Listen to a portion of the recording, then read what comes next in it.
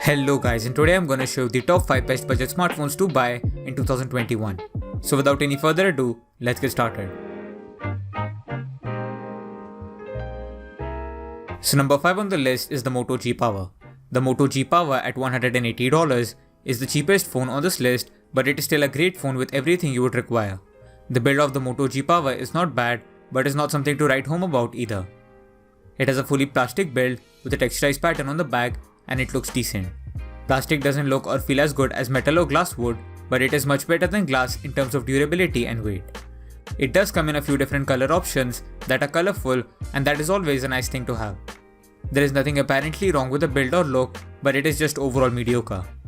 The display on this is a 6.4-inch Full HD Plus hole punch display that is decent. It has good brightness and is plenty sharp, but it isn't very colorful. The display just feels a bit bland and dull when compared to even many budget phones and when compared to most phones upcoming on this list. It is still more than usable for gaming and watching movies and videos, and the thin bezels make the viewing experience better. Performance is above average for this price. Here, you get a Snapdragon 665 processor, an Adreno 610 GPU, 4GB of RAM and 64GB of storage. This offers performance capable of running all the demanding games with a good experience and gives a good browsing experience as well because of the near stock Android. Battery life is the most impressive part about the phone, and that is where it gets its name. It comes with a 5000 mAh battery, which offers run times that are up with some of the best battery life on a phone. The cameras here are a 3-camera setup on the back and 1 camera on the front. The back cameras include a 16-megapixel main sensor, 8-megapixel wide camera, and a 2-megapixel macro sensor. The phone gives out good quality photos with good exposure, depth of field and colors.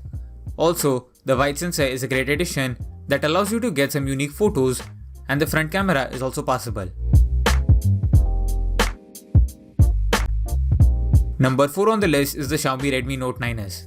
The Xiaomi Redmi Note 9s at exactly $200 offers a better display and performance over the Moto G Power for just $20 more, and it can be a better choice for some people. The build quality of the Redmi Note 9s is more premium and feels good. The Redmi Note 9s has a glass unibody design that comes in a few different colors, and it feels much more premium than most phones at its price. It has this nice shine that adds a bit of character to the overused glass designs, and I really like it. It is very big and heavy though, so it's not the best thing ever for long use, and you can definitely feel the weight of it at times. The display here is a 6.67-inch Full HD Plus panel that has vibrant colors, great viewing angles, and is really bright. You get a really good viewing experience due to the vivid colors, and gaming and watching movies is a very enjoyable viewing experience on the larger display. Performance on this is also really good. It includes a Snapdragon 720G processor, 4GB of RAM, and 64GB of storage. This phone again should be more than capable of running all the high-end mobile games, and most should run with medium settings with a smooth frame rate. This phone, unlike the Moto G, has a skin over Android, which even though adding a few extra features on top, isn't as smooth or nice of an experience as near stock Android. Battery life on the phone is really good too, with a 5000 mAh battery. It has a good score in terms of screen on time and should at least be enough for one day of heavy use for most people. The only negative for the battery life on this is the slow charging times, which is especially noticeable coming from any fast charging phone. The cameras here are really impressive spec wise, and you basically get everything here with a 4-camera setup, including a 48-megapixel main sensor, a 8-megapixel ultra-wide, a 5-megapixel macro, and a 2-megapixel depth sensor. The photos that the Redmi takes are crisp and very detailed with decent colors. For casual photos and for sharing, the camera does a good enough job, and at this price, you really can't ask for more. So number 3 on the list is the TCL 10L. The TCL 10L is a new and unique entry in this list, and at $250, it is also a great budget option to go for if you want to try out a phone from a new company. The TCL 10L has a really good build quality that can compete with more expensive devices. It has a glass and metal sandwich look with a unique pattern on the glass. It does look really nice when holding it, and the different color options give it some extra personality as well. It is quite hefty and doesn't have any weak points in terms of rigidity, which is good to see. The display on the phone is a 6.5-inch Full HD Plus display with a hole punch design. Given that TCL is usually known for making TVs and monitors, you would expect this panel to be really good, and that would be true. The panel has excellent vibrant colors, great viewing angles, and really good brightness.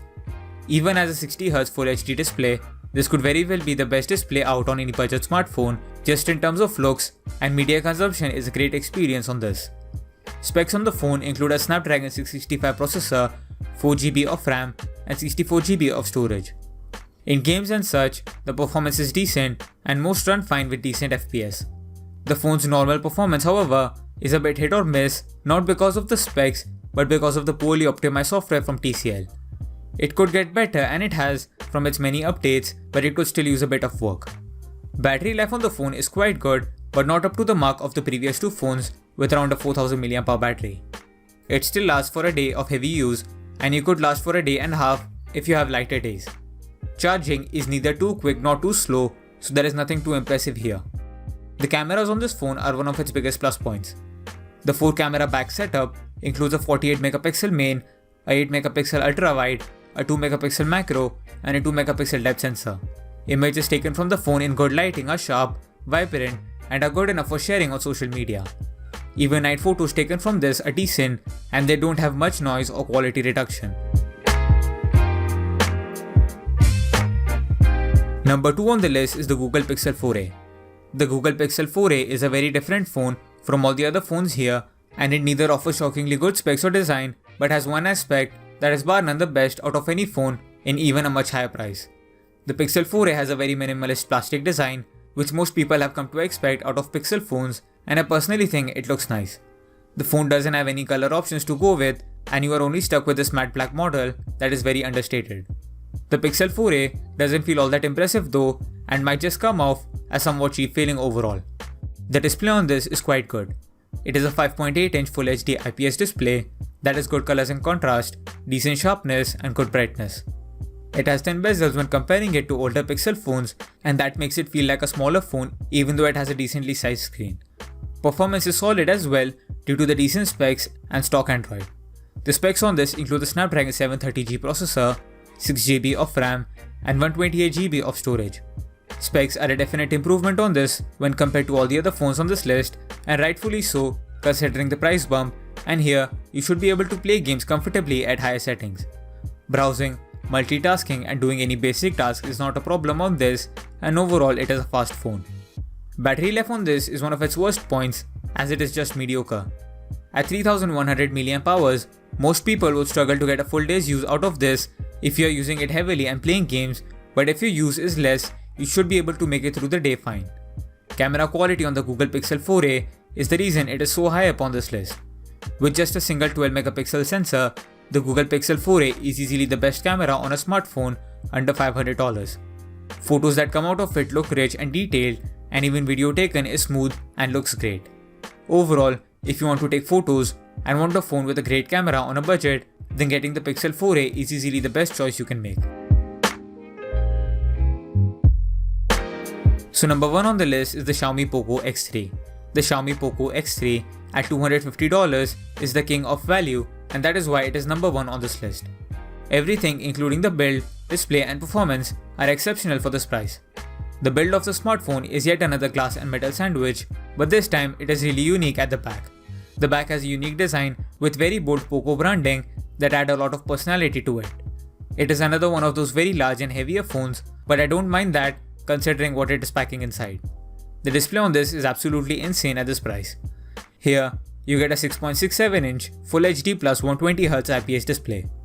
Other than the main high refresh rate attraction here, the panel itself is well capable of standing on its own for watching movies and videos. Gaming is the main attraction for this display, and the 120Hz refresh rate just makes it so much of a smoother and better experience. Even using the phone for normal day-to-day tasks feels snappier and more responsive. The specs on this are also the best on this list, with a Snapdragon 732G processor, 6GB of RAM, and 64GB of storage. Most high refresh rate capable games run with these specs on low settings with higher than 60 FPS, and all the online shooters are a great experience on the phone. This phone even performs better than the Pixel 4a, which is almost $100 more expensive, and the value that this phone offers is honestly absurd. Battery life is another huge plus, even with the power-hungry 120Hz panel, due to the massive 5100 mAh battery. This easily lasts for a day of heavy use, and if you have lighter use, you should have no problems running this for 2 days without touching the charger. The camera quality on the Poco X3 is the only big negative for it. It comes with a quad camera setup with a 64 megapixel main, 13 megapixel ultra wide, 2 megapixel macro, and a 2 megapixel depth camera. Judging by the specs, you would expect the camera to be really good, but in reality, it struggles a bit with dynamic range and colors, and even though the photos are usable, when compared to a lot of its other aspects, this falls short. Overall though, if you can overcome the slightly mediocre camera setup, this is one of the best value smartphones you can buy on a budget. So that's it for the video guys, thanks for watching. Please like, share and subscribe to the channel, and I hope you've enjoyed this video. And I'll see you guys in the next video. Bye.